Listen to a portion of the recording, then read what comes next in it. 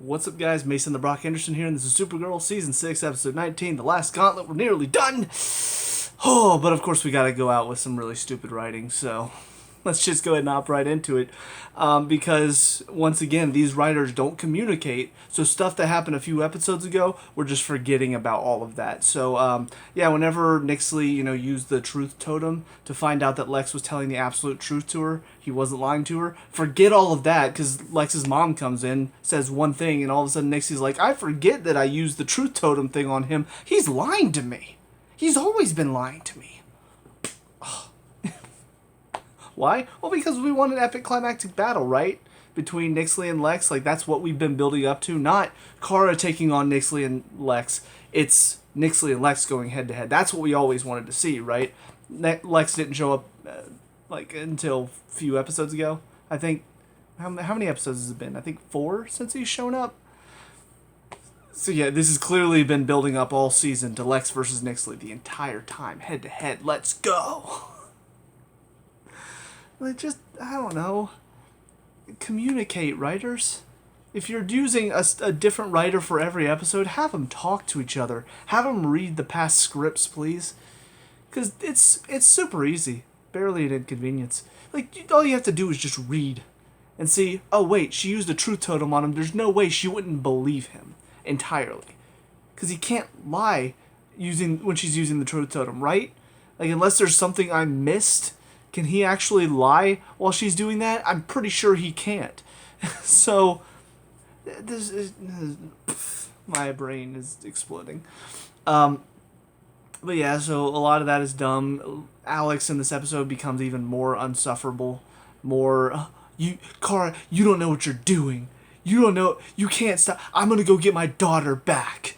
There's nothing I wouldn't do for... Okay, alright, can we just stop acting as if there's some deep connection between Alex and Esme?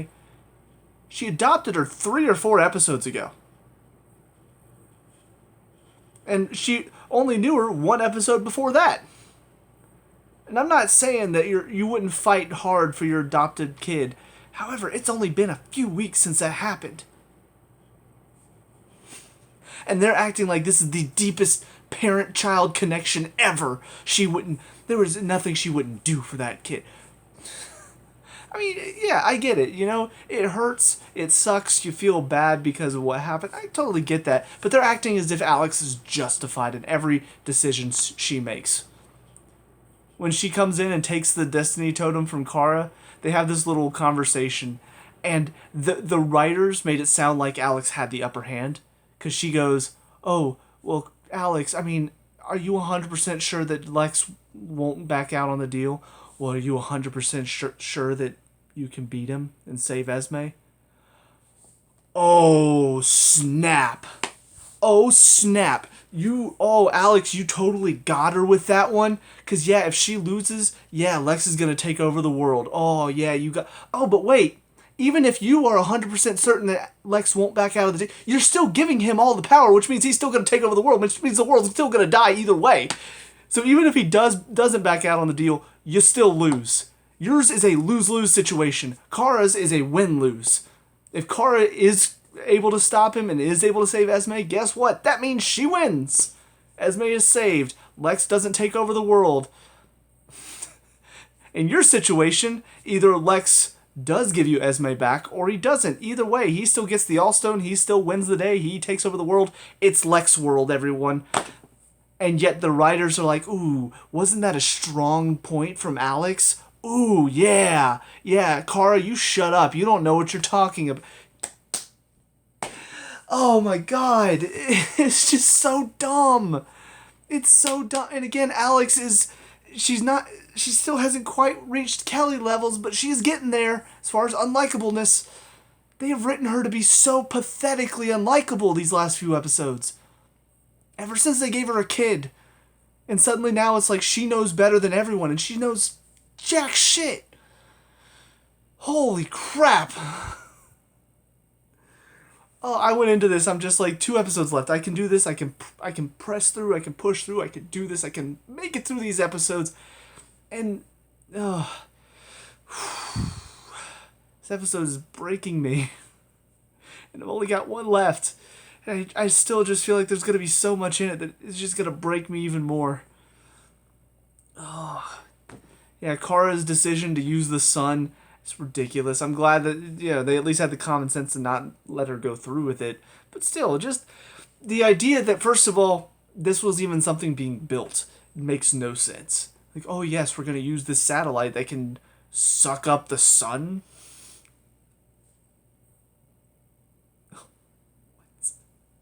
What is that? Let's suck up the sun and we'll use it for our crops. What? Oh yes, that's a power we have now as humans. We can suck up the sun. So stupid.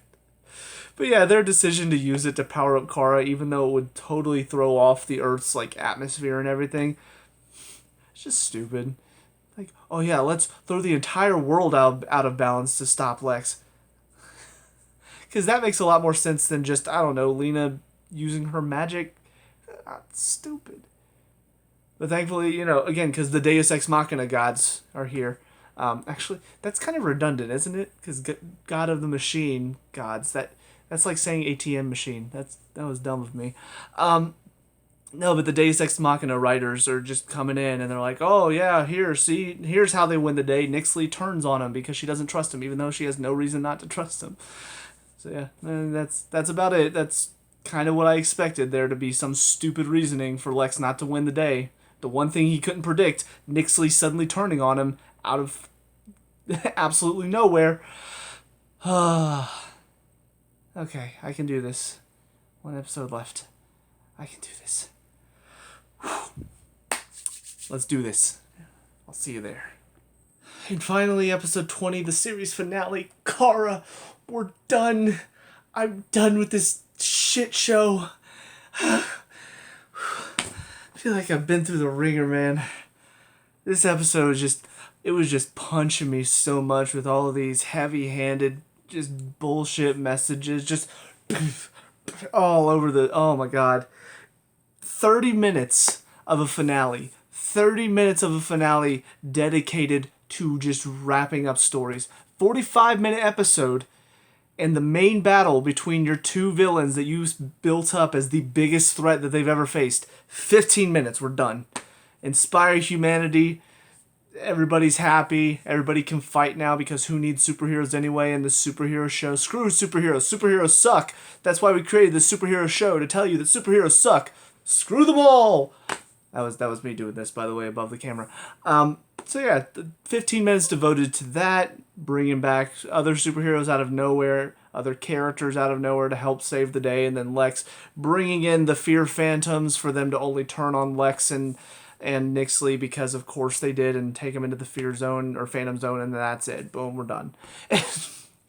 Okay, there's your BS finale. Chock full of laughably, hilariously bad moments, like Alex and Kara's mom showing up with a shotgun and somehow taking out, like, beings, owls that Nixley brought in. Alex telling this weird alien creature, hey, no touching without consent.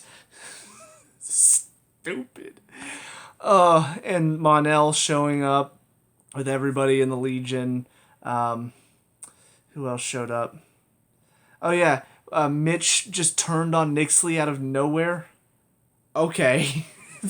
We didn't see him for I don't think for the last couple episodes, and all of a sudden he just shows up. He's like, actually, I'm with them now. I'm tired of being in a toxic relationship.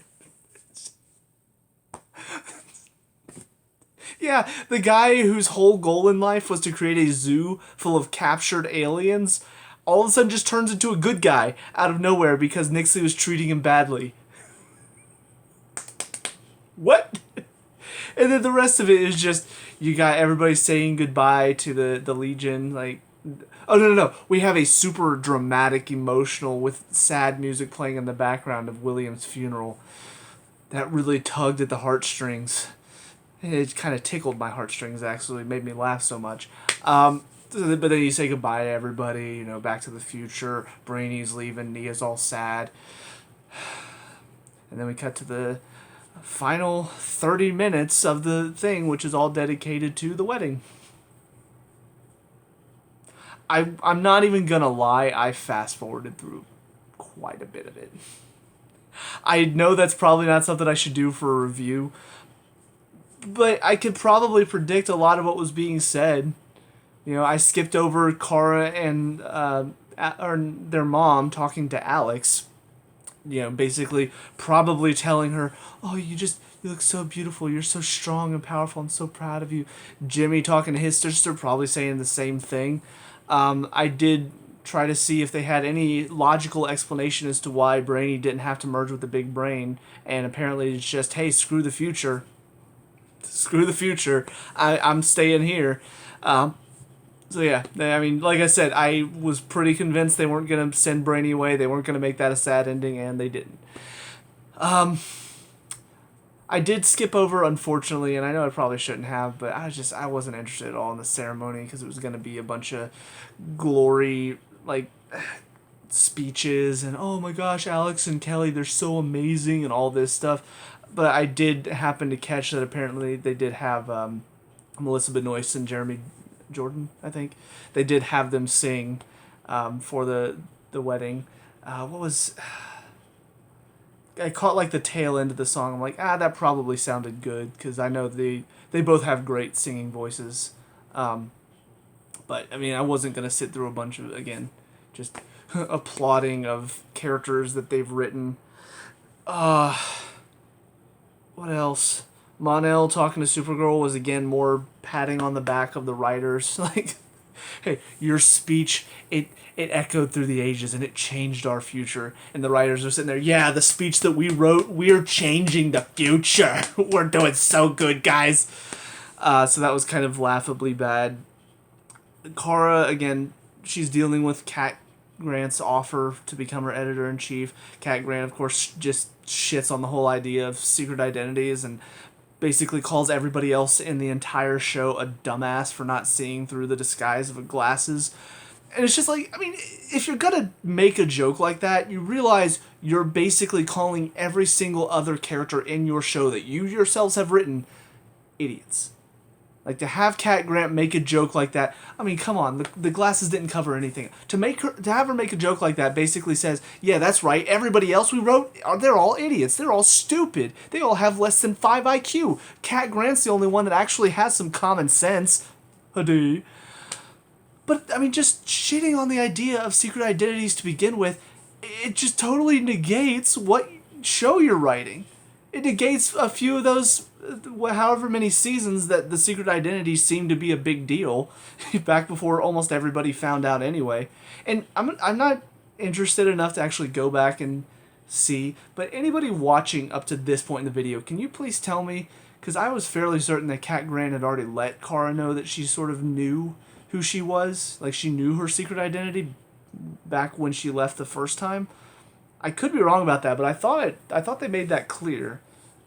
Maybe I'm misremembering. I mean, I did misremember quite a few other things, like Lex getting imprisoned and when Alex and Kelly got engaged.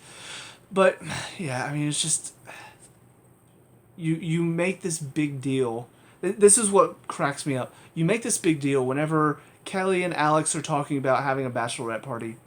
You make this big deal about, like, come on, guys, just do it. There's always going to be another threat, right? There's always going to be somebody coming in the future, so better to do it as soon as we can. That way we don't have to worry about some other threat coming in and ruining it. So the possibility of another threat coming in is important when it's, hey, no, don't cancel your fun stuff. Don't cancel the stuff that's not meaningful at all.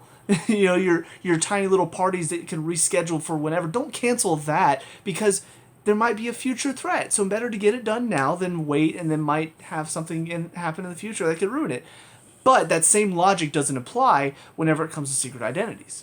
Because there could be a new threat that comes in, and if everybody knows that Kara Danvers is Supergirl, then that means everybody she knows and loves is in danger.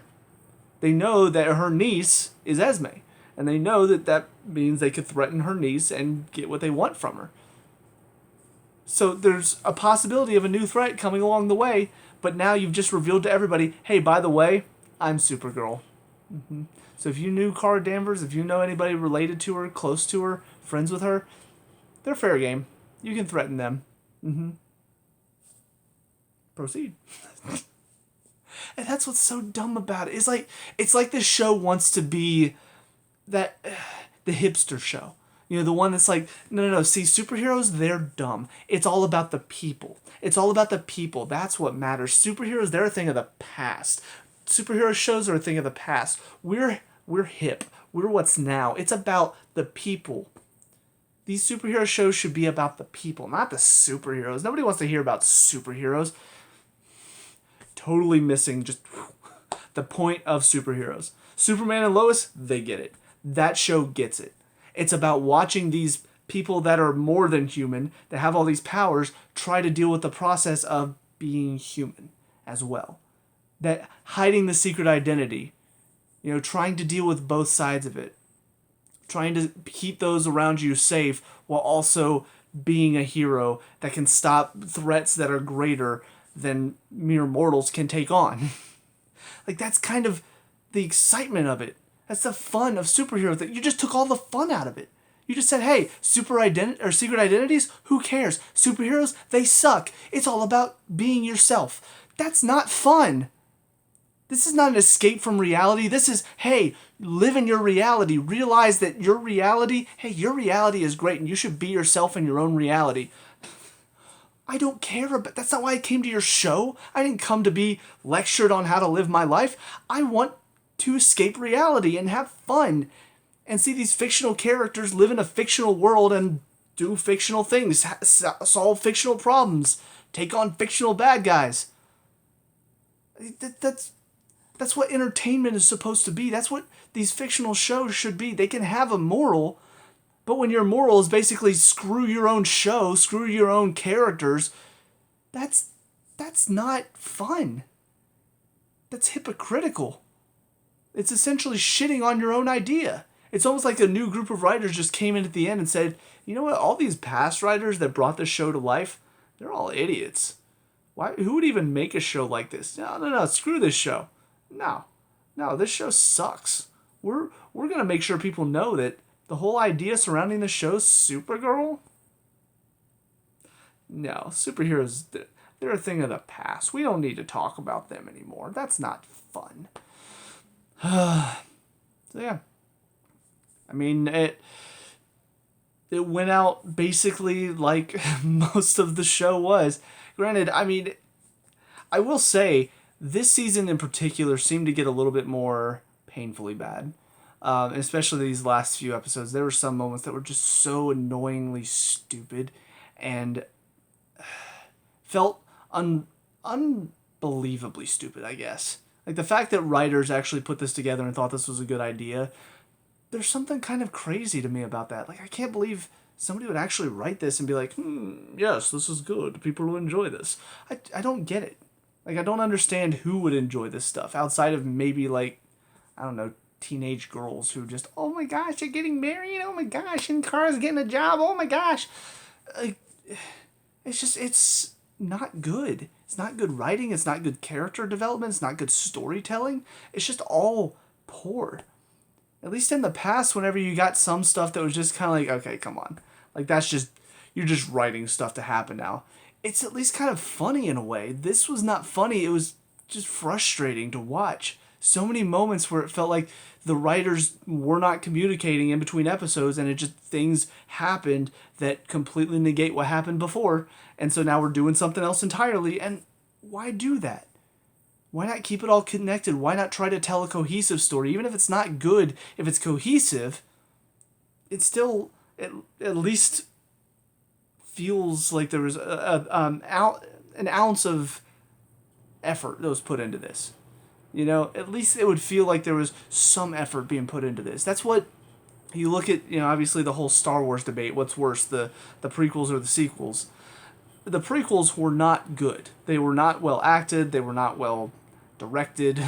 You know, there was a lot of problems with the prequels that they were not good to watch. But there was kind of a certain, like, it's kind of funny. There's something kind of funny about how bad this is. The sequels, that lack of cohesion, the changing directors in between each movie, it really made the whole thing feel so disconnected and out of place that it was bad on a different kind of level. It was bad where you're not really enjoying yourself at all. You're just kind of like, why did they do this? That's sort of where I am with this season. Like Supergirl seasons 2 through 5, they were kind of they were bad, but they were kind of like, okay, it's kind of fun to look at how bad this is, to see how bad some of the characters are written and all of that. This season just got really painful to watch. So, yeah, I don't know. I don't know why. I don't know why this show existed in this way. I don't know why they thought this was a good idea, but they did it, and at least it's over. At least it's done. I can move on. I can go to better shows now.